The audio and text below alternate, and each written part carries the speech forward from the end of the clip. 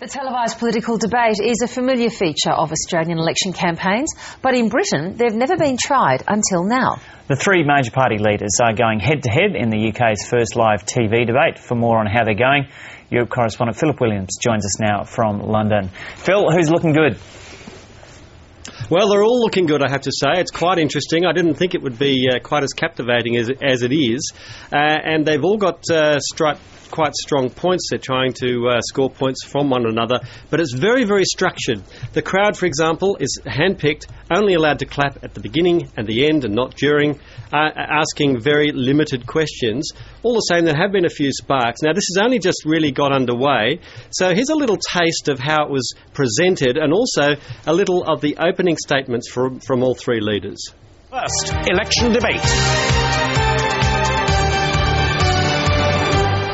Now, every promise you hear from each of us this evening depends on one thing: a strong economy.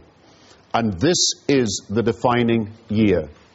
Get the decisions right now, and we can have secure jobs, we can have standards of living rising, and we can have everybody better off. Get the decisions wrong now, and we could have a double-dip recession. Now, there is a big choice at this election. We can go on as we are, or we can say, no, Britain can do much better. We can deal with our debts. We can get our economy growing and avoid this jobs tax. And we can build a bigger society. But we can only do this if we recognise we need to join together. We need to come together. We need to recognise we're all in this together. I think we have a fantastic opportunity to do things differently for once. And if we do things differently, we can create the fair society, the fair country we all want. A fair tax system, better schools, an economy no longer held hostage by greedy bankers, decent, open politics. Those are the changes I believe in. The leaders of the different party there, Phil. Now, it seems like a pretty snappy production there at the beginning. Has the BBC picked it up, or is it a commercial broadcaster?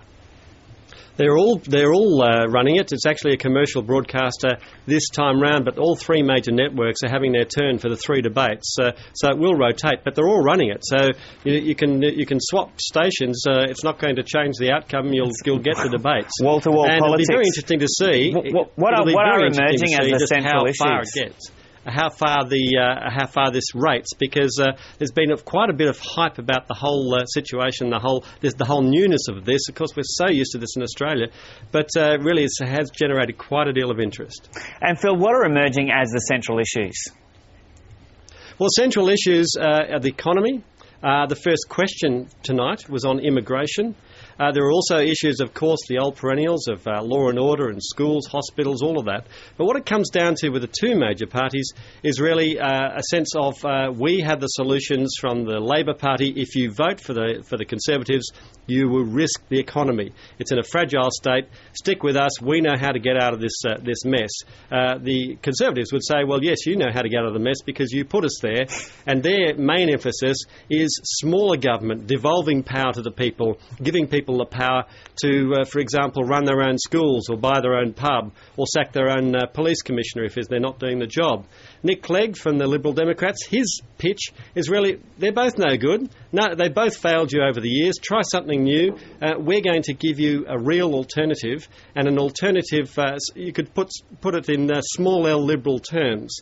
On immigration, for example, he says, we don't want to cap immigration in the way that the Conservatives do, nor do we want an open system that the way that Labor has. What we want is targeted immigration, where, for example, you're told there is a job available in a particular region, that's where you have to go. So there are some real differences emerging.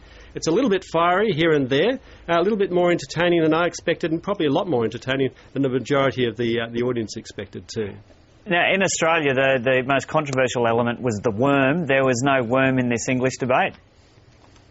No worm to be seen. There are focus groups watching this. There are various organisations with focus groups who are going to be doing their wormettes, but it'll be a post-worm effort, and really it'll be just simply up to the people to decide, as it should be, and to see if they really appreciate these sorts of debates. I suspect they really will. I suspect these debates will really catch on, and like Australia, will become just part of the ordinary election fare from now on.